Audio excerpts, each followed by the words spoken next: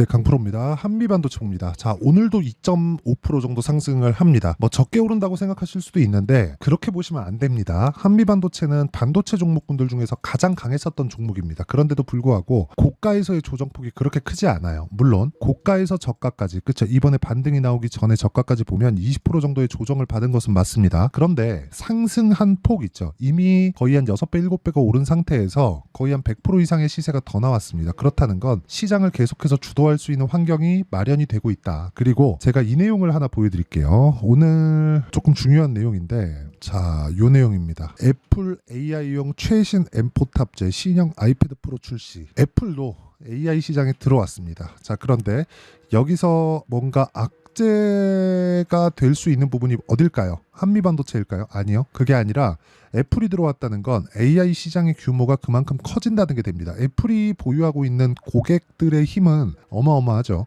애플이 어디를 선택하느냐에 따라서 AI 시장의 판도가 바뀔 겁니다. 자, 그러면 이 내용만 보더라도 애플이 들어와서, 그쵸? 자체 칩을 사용한 애플이 들어와서 AI 시장을 흔든다? 그러면 엔비디아한테 악재입니다. 그쵸? 그러면 메모리 반도체는 애플에서 직접 만들었을까요? 그건 안 됩니다. 왜? 엔비디아에서 하고 있는 설계 쪽은 애플에서도, 그쵸? 자체 그 디바이스에 맞춰서 설계가 가능하고 장착이 가능하고 활용이 가능합니다. 그쵸? 효율 높게. 그런데 메모리 반도체는 아니에요. 메모리 반도체는 사와야 됩니다. 메모리 반도체는 설계단이 아니라 설계부터 시작해서 생산까지 도맡아 하는 장치 산업입니다. 그렇기 때문에 한국 시장에서의 주도권을 지금처럼 유지가 됐을 때 사실상 뭐 제가 그 주식시장에 있는 기간까지는 한국 시장에서 이 메모리 반도체 시장을 뺏기는 일은 없다고 보시면 됩니다. 이쪽에 막대한 투자를 하면서 효율이 낮은 투자를 할 리가 없죠. 미국에서. 그렇죠? 그리고 무엇보다 반도체에 대한 주도권을 미국이 쥐고 있는데 기본적으로 메모리 반도체 시장의 진입 자체가 어렵기 때문에 안 하는 거일 뿐입니다. 그리고 할 수 있는 기업들이 미국에선 있죠. 애플도 할 수 있습니다. 근데 효율이 떨어지기 때문에 안 하는 거죠. 그냥 차라리 사다 쓰는 게 나으니까. 그러니까 이런 구조가 만들어진 거예요. 그러면 애플이 들어온 것조차도 호재가 된다. 그렇죠? 시장 규모가 훨씬 더 커질 수 있다. 아니, 그냥 커진다고 확정적으로 보시면 되고요. 무엇보다 여기서 한 가지 내용을 더 보셔야 되는 건 주식시장은 이런 커지는 내용에 대해서 먼저 반영합니다. 그렇기 때문에 한미반도체 같은 경우에 이런 상황이 지속되잖아요. 여기서 추가적으로 올라가는 시점이 사실상 많이 올랐잖아요. 그런 과정에서 매물 소화를 조금 더 하긴 해야 됩니다. 근데 이런 과정에서 관련돼 있는 종목군들의 강세 구간이 지속적으로 나올 수 있는 환경이 마련이 됐다는 것만 하더라도 긍정적인 내용으로 볼 수 있습니다. 그래서 우리는 주식시장의 특성을 100번 이해하고 여기에 맞춰서 매매를 하는 게 중요하다. 자, 이게 핵심 내용이에요. 지금 미국에서도 반도체 관련된 종목군들이 뭐 비싸다 싸다 이런 논란들이 있는 건 맞아요. 그런데 우리가 여기서 봐야 될 내용은 비싼 주식이 더 간다는 거예요. 그런데 미국 같은 경우에 한국 시장보다 반도체 종목군들의 시세가 더 많이 나왔습니다. 그런데도 불구하고 제가 반도체를 계속해서 매수를 해야 된다고 이야기를 드리는 건, 자, 이 내용을 보셔야 되는데 이 내용입니다. HBM 수요 폭증, 내년 전체 D램 매출 중 30%가 넘는다. 자, 근데 여기서 한 가지 생각하셔야 될 게 HBM의 수요가 폭증한다고 해서 기존의 수요가 줄어드는 것은 아닙니다. 자, 무슨 얘기냐면 HBM은 새로운 기술이 들어간 메모리 반도체라고 보시면 되고요. 여기서 기존에 사용하던 D램에 대한 부분이 있죠. 이런 부분이 주는 것이 아니에요. 물론 앞으로 가면 갈수록 HBM이 가격이 낮아지고 이런 부분이 일반 사용자용으로 들어올지는 모르겠습니다. 이쪽에 대한 뭐 지금 가격대가 원체 높으니까 이거를 뭐 수율을 잡고 뭐 일반 사용자까지 사용할 수 있는 그런 부분이 될지는 모르겠지만 그건 한참 뒤의 이야기고요. 지금은 데이터 센터에 HBM 관련된 뭐 이런 GPU나 그리고 이 비메모리 칩에 포함되어 있는 내용들이 들어가는 건데, 이게 이런다고 해서 이거를 개인 사용자 단에서 사용하는 건 D램을 이용해서 사용을 하잖아요. 그러면 지금 아까 전에 제가 이 말씀드렸었던 내용인데 애플에서 AI용 최신 M4 칩셋을 탑재해서 신형 아이패드 프로를 출시한다. 자, 보세요. 초당 38조 연산 처리 가능한 뉴럴 엔진 탑재. 이건 M4 칩셋에는 AI 연산을 할 수 있는 로직을 갖춘 비메모리가 탑재되어 있다는 겁니다. 그럼 여기서 우리가 볼 수 있는 게 뭔가요? 당연히 메모리 반도체도 늘려야 되죠. 용량 자체를. 애플은 원래 메모리 반도체를 넣어주는 거에 좀 짰거든요. 근데 AI 연산을 하려면 어쩔 수 없이 늘려야 될 수밖에 없습니다. 그럼 늘려야 되는 부분을 어디서 사올까요? 당연히 삼성전자 하이닉스다. 그러면 HBM의 수요가 늘어나면서 그쵸? 늘어나면서 D램 매출에 대한 부분도 같이 늘어날 수밖에 없는 구조가 완성이 됩니다. 그러면 끝이에요. 그쵸? 우리는 꾸준하게 한미 반도체와 함께 관련돼 있는 종목군들을 추적 관찰할 수 있어야 된다. 그러려면 가격을 봐야 된다. 무한정 오르는 주식은 없습니다. 하지만 우리가 무한정 오르는 주식은 없지만 이런 과정에서 종목군들의 분류 그리고 종목군들의 분할 그리고 우리가 분산 투자를 어떻게 할까 이 정도는 우리가 파악을 하고 있어야 된다. 이게 가장 중요하다. 자 그러면 이 과정에 대해서 우리가 이해를 했을 때 어떤 매매를 할 수 있는지 그쵸 결과부터 보겠습니다. 자 이 내용을 한번 보시면 예를 들어서 HB 테크놀로지입니다. 이건 유리기판 관련된 종목인데 올라가는 구간에서 계속해서 매매를 하죠. 그리고 오늘 시가에도 공략한 결과 오늘 3% 정도의 강세 구간에 있고요. 그리고 4월 달에 시장이 조정을 받았는데도 불구하고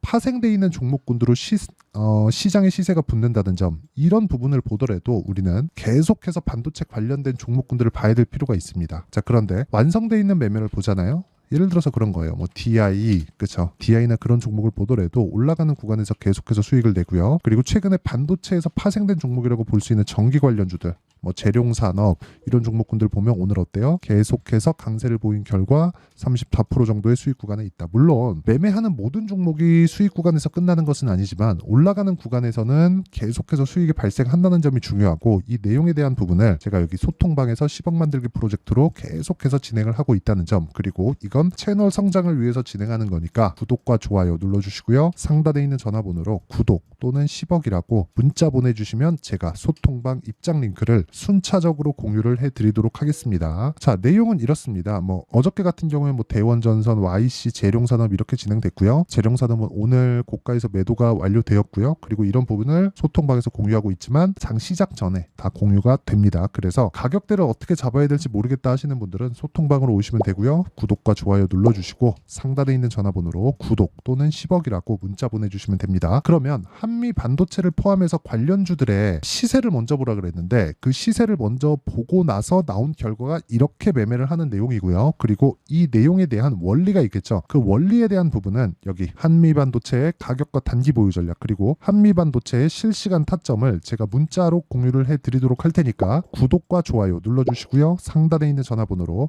한미라고 문자 보내주시면 제가 단기 보유 전략과 함께 한미반도체의 실시간 타점을 문자로 공유를 해드리도록 하겠습니다. 자 오늘 뭐 날도 풀리고 뭐 한데 삼성전자가 조정을 받습니다. 뭐 그렇다고 하더라도 한미반도체는 강한 움직임을 보이고 있어요. 왜 강한지에 대해서 제가 말씀드렸어요. 미래 가치가 좋아질 것이기 때문에 그렇다. 그럼 미래 가치가 좋아지기 위해서는 우리가 꾸준하게 분류 작업을 해야 되는데 그 분류 작업의 가장 중요한 건 신고가 종목군의 매매를 어떻게 하는지입니다. 이 부분을 반드시 기억을 하셨으면 좋겠고 한미반도체 같은 경우에 추가적으로 상승이 나올 수 있는 환경이 갖춰지려면 그쵸? 이미 갖춰졌지만 그런 부분을 확인하려면 삼성전자의 시세를 주목하자. 하이닉스가 아닙니다. 하이닉스도 삼성전자가 가격대를 유지하지 못하면 빠집니다. 그렇죠? 물론 하이닉스가 올라가면서 삼성전자를 끌어올리는 상황이 벌어질 수도 있겠지만 기본적으로 하이닉스와 삼성전자의 이 규모 차이는 거의 한 3배에서 4배 가까이 나기 때문에 시장에 대한 안정을 꾀하고 하이닉스가 강세를 보이게 만들려면 삼성전자의 영향이 막대하게 크다. 이 부분 반드시 기억하시고요. 무엇보다 중요한 내용은 꾸준하게 수익 볼 수 있는 타점에 대해서 이해를 하고 한미반도체 같은 경우에 그런 타점을 추적해야 되는 구간이 지금이고요. 그리고 무엇보다 한미반도체와 함께 파생되어 있는 종목군들을 매매할 필요가 있다. 그랬을 때 수익의 폭은 훨씬 더 커질 수 있습니다. 물론 변동성도 같이 커지겠지만 그 변동성을 잡기 위해서는요. 아까 전에 말씀드렸죠. 제가 여기 소통방에서 배우셔도 되고요. 여기는 상단에 있는 전화번호로 구독 또는 10억이라고 문자 보내시면 제가 소통방 입장 링크를 보내드리고요. 그리고 여기 시세 원리에 대한 부분은 제가 여기 한미반도체의 단기 보유 전략으로 다 공유를 해드리도록 하겠습니다. 자, 그러면 미래 가치를 반영하는 주식시장의 특성을 이해했을 때 어느 정도의 성과를 낼 수 있고 어떻게 분류를 해야 되는지 그 내용에 대해서 제가 이해를 시켜드릴 테니까 영상 끝까지 시청하시고요. 모든 분들이 성공 투자하셨으면 참 좋겠습니다. 자, 24년도가 돼도 여전히 시장은 녹록지 못합니다. 이런 상황이 벌어지는 건 어쩔 수 없습니다. 이런 상황에서도 수익이 나는 종목들의 구조는 변하지 않습니다. 즉 대시세 종목에 대한 구조는 변하지 않는다는 거고, 실제 제가 소통방에서 지속적으로 이야기를 드리고 있는 내용도 대시세 종목이나 시장 주도주를 공략하는 건 철저하게 가격 분석을 하라고 이야기를 드리고, 가격 분석 이후에는 이슈에 대한 파악, 그리고 이슈를 파악하고 나서는 다시 내가 얼마에 매수할지 그 타점에 대한 부분을 지속적으로 언급을 하고 있습니다. 자, 근데 생각해 보세요. 1월 달에 시장이 굉장히 어려웠습니다. 어려운 상황에서의 어떤 종목들이 강했냐 보면 반도체와 그리고 바이오입니다. 자, 실제 여기 보면요.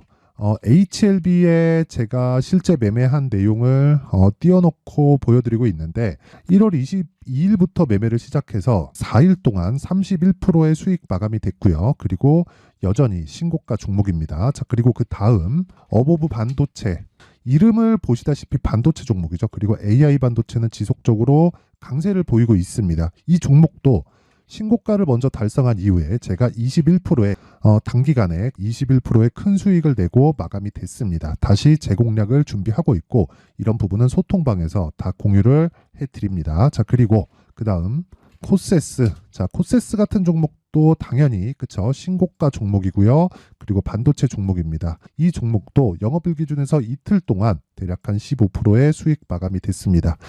내용을 한번 보시면 어떻습니까? HLB를 포함해서 뭐 30%, 20%, 뭐 15% 이런 식의 수익이 지속적으로 발생하고 있는데, 이 세 종목 모두 다 신고가 종목이고 1월 달에 시장이 약세를 보이고 있는 구간에서도 강했었던 그런 종목입니다. 특징점이 하나 있는데 그 이슈에 앞서서 가격이 먼저 반영했다는 거죠. 자, 근데 그게 기업 밸류업 프로그램이라고 하죠. 그 종목들도 마찬가지입니다. 오늘은 그 부분에 대해서 이야기를 드릴 텐데, 그렇게 제가 가격을 먼저 보고 이슈에 대해서 파악하는 이유는 결과적으로는 큰 시세를 먹기 위한 사전 준비 작업입니다. 실제로 큰 시세를 먹기 위해서 사전 준비 작업을 했을 때 여기 레인보우 로보틱스 127%, 그리고 ISC 98%, 그리고 한미반도체 97%의 큰 수익을 내는 상황을 만들 수 있습니다. 어떤 식으로 소통방에서 진행됐는지, 그쵸? 그 상황을 제가 이야기를 드린 건데, 이런 상황도요, 당연히 신고가를 공략했을 때 가능한 겁니다. 자, 그러면 이번에도 마찬가지입니다. 그쵸? 정부 주도의 코리아 디스카운트 해소 방안이 2월 달에 발표를 하고요. 그리고 2월 달에 발표된 내용을 토대로 주가가 움직이는 게 아니라 이미 움직인 내용이 있죠. 실제 이 내용은 크게 중요한 게 아니라는 겁니다.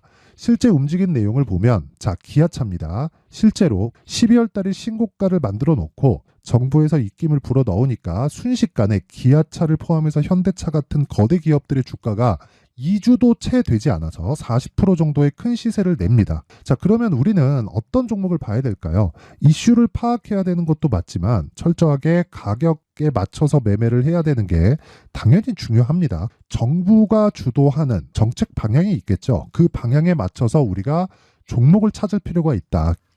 자, 그러면 답이 나왔습니다. 정부가 주도하는 방향에 맞춰서 제2의 기아차를 찾는 게 지금은 중요하다. 근데 정부 정책의 방향에 맞게 가자. 그랬을 때 앞서서 제가 보여드렸었던 내용인 여기 레인보우 로보틱스 127%, 그리고 ISC 98%, 그리고 한미반도체 97%와 같은 수익을 낼 수 있습니다. 물론 시간에 대한 부분은 최소 2주의 시간이 필요하고요. 그리고 최장 3개월 안에 끝내야 됩니다.